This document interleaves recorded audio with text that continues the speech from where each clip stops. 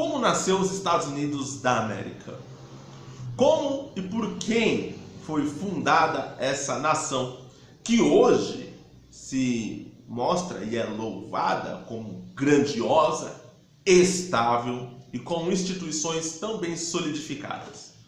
Como que isso veio a acontecer numa república?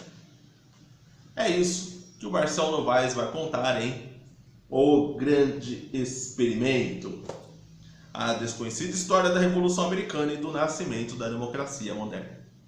Se você já leu A Democracia na América, do Alex Tocqueville, você deve ter mais ou menos uma noção de como que foi estruturado os Estados Unidos da América, a sociedade norte-americana, né? E o Marcel Novaes, um autor brasileiro, ele é professor e pesquisador da Universidade Federal de Uberlândia, né? Na verdade é professor de física, pesquisador de física, mas é um curioso dos processos democráticos e da história da democracia, né? Ele foi buscar as maiores referências para nos contar como que se deu, né, o nascimento dos Estados Unidos da América.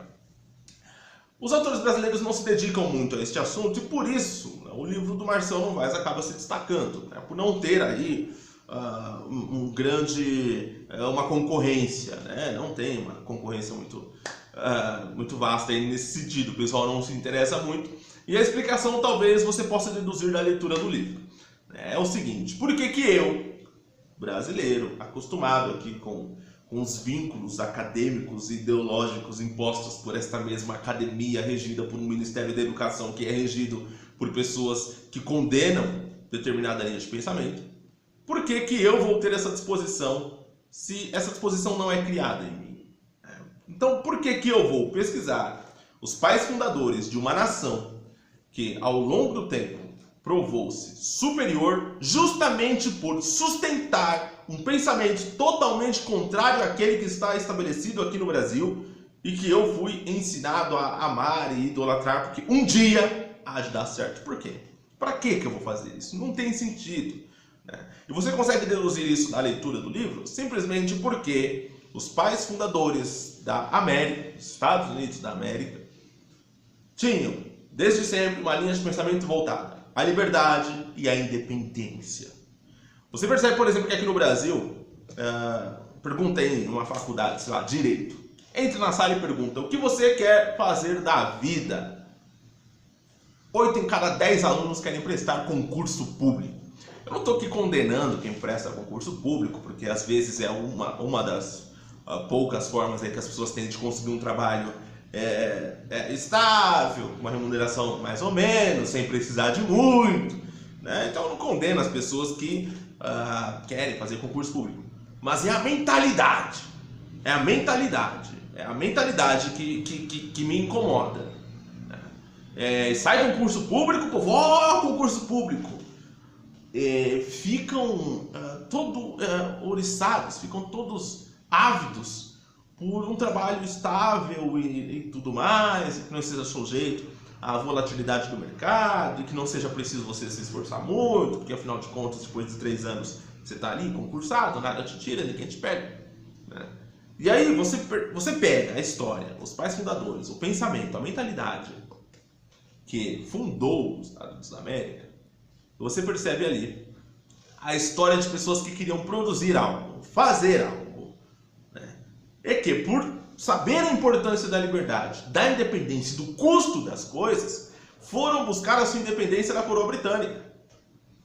O Marcel Novaes aqui ele faz algumas conjecturas. Eu não estudei o livro, eu li o livro, mas eu não parei para confrontar os fatos, as conjecturas que ele faz, as costuras que ele faz, né? Vou ainda fazer isso mais para frente, mas por enquanto o comentário introdutório é esse, né? O Marcel Novaes vai mostrar, por exemplo, isso já deve ser sabido de qualquer pessoa que goste do assunto, que eles foram buscar a independência por conta da instituição de impostos por parte da coroa sobre a colônia, né? Em cima do açúcar, do chá e do selo, né? Sendo este último o que culminou, aí, o que realmente encheu o saco, né? Então a coroa britânica queria lá instituir impostos em cima dos caras.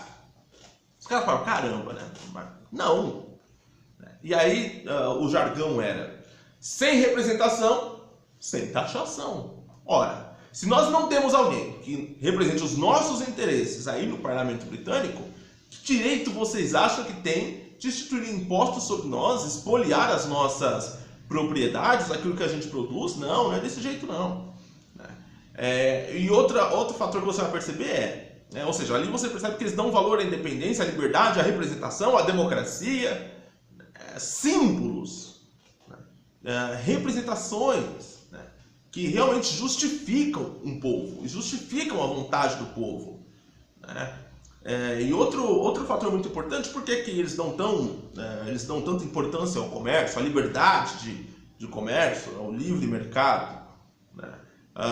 Quando foi instituído, o Marcelo Novaes vai contar aqui, as taxas sobre o chá, por exemplo, eles falam, bom, então tá bom, vocês querem aí, vocês produzem um bom chá, o povo aqui gosta, compra bastante, mas é o seguinte, a gente vai comprar da Holanda, e fodam-se vocês, que se danem vocês. Quando os caras instituíram lá sobre o selo, os impostos sobre os selos, eles falaram, quem usar selo aqui é bom se cuidar, e tinha realmente uma intimidação. O Marcelo Novaes ele vai fazer uma narrativa, ela é muito penetrante, ela te prende, de fato, ela te instiga e ela te excita. Então, a escrita dele, realmente ela é corrida e faz você realmente se sentir parte da história. Ele faz uma narrativa visual muito competente, você consegue visualizar muito bem, dentro do seu imaginário, claro, o processo acontecendo, o processo se desenrolando, os agentes, o caráter, o ímpeto, o temperamento de Alexander Hamilton, por exemplo, ou de John Adams, que era um homem bastante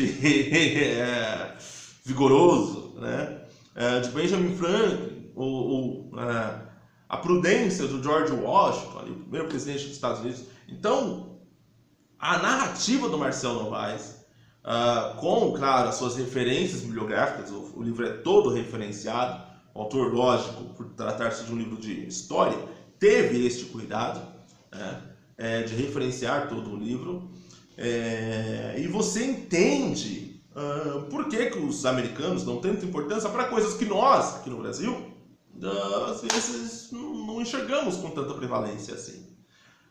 Eu não vejo sentido em você ler um livro deste, sobre o nascimento da história dos Estados Unidos, sobre a história do nascimento dos Estados Unidos, sem querer fazer uma relação com o Brasil, porque não é pagando pau para o americano, isso é aprendizado, conhecimento nunca é demais, mas é importante que nós possamos fazer aí um exercício reflexivo. Caramba, os caras morreu gente pra caralho, não tinham exército, pegaram em armas lá do jeito que pegou, do jeito que dava para pegar, para lutar pela sua independência contra a coroa britânica, contra o velho mundo que tinha uma marinha, tinha um exército, tinha os seus generais, tinham já táticas de guerra, e os caras pegaram em armas, fizeram um acordo com os franceses, muita coisa daqui, se você já tiver lido, você não vai se surpreender.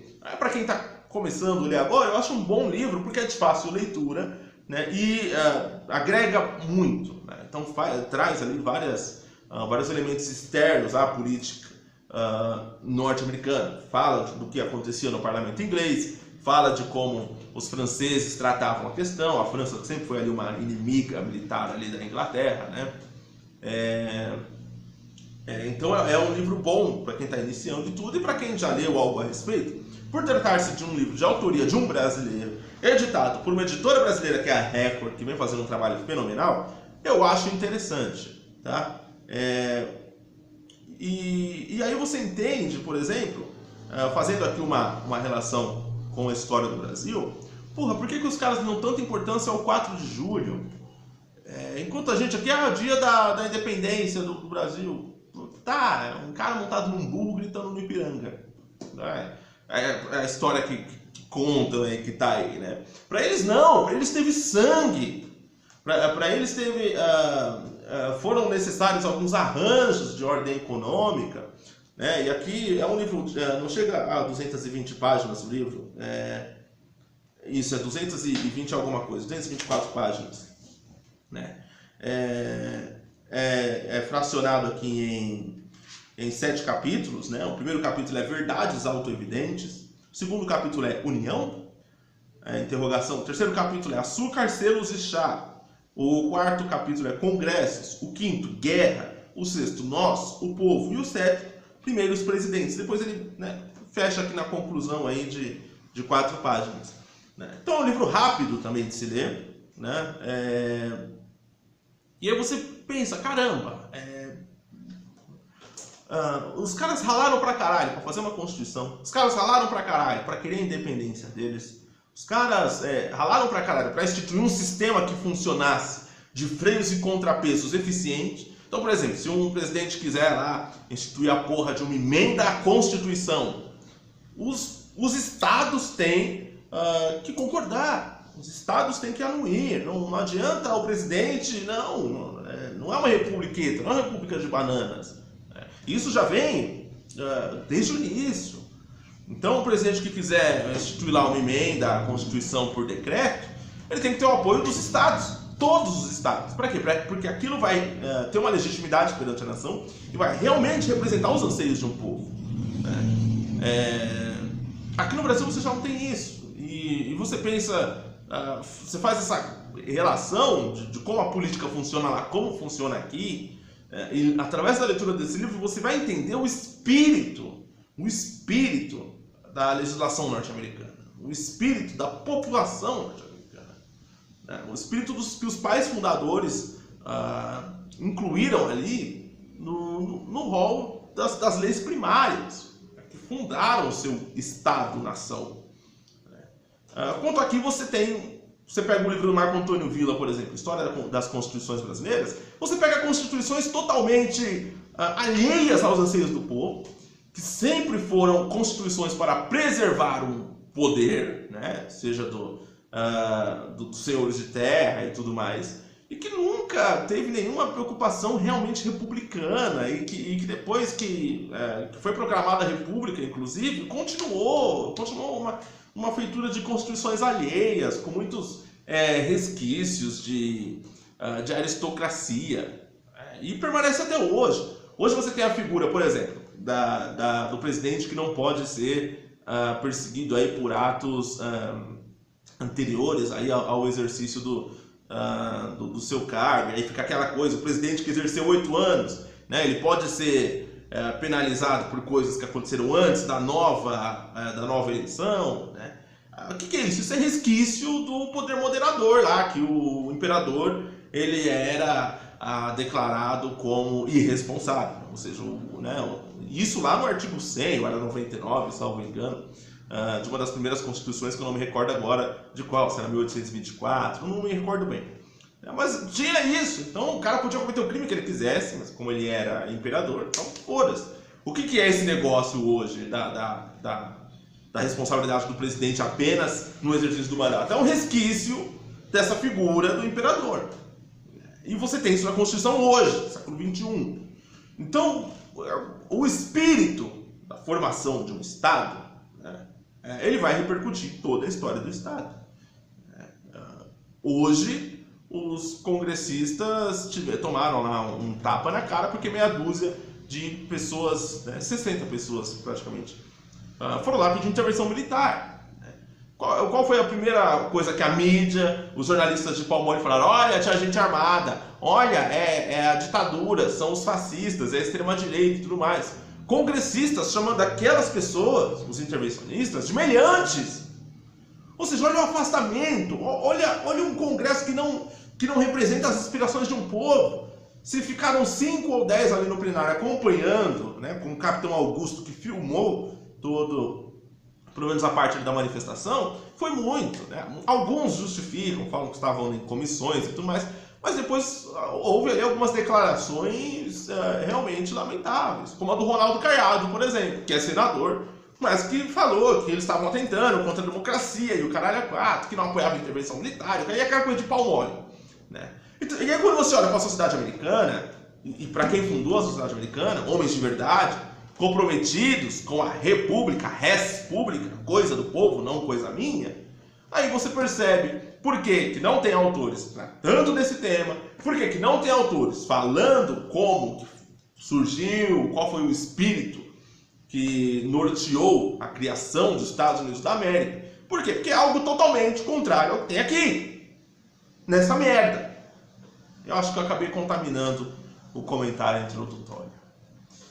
Mas esse é o vídeo de hoje. Recomendação do livro, eu vou deixar na descrição. A Record fez aí, por conta das eleições norte-americanas, né? Trouxe o livro O Grande Experimento, né? E trouxe também uma biografia do Ronald Reagan, né? Vou deixar os dois aí na descrição para você adquirir. Não achei em PDF, claro, porque o livro é desse ano, inclusive, vai demorar um pouco para alguém pegar aí para nós. Mas é isso aí, eu recomendo sim um grande experimento para você entender como que nasce uma sociedade que dá certo. Esse é o vídeo de hoje, fique com Deus, até a próxima.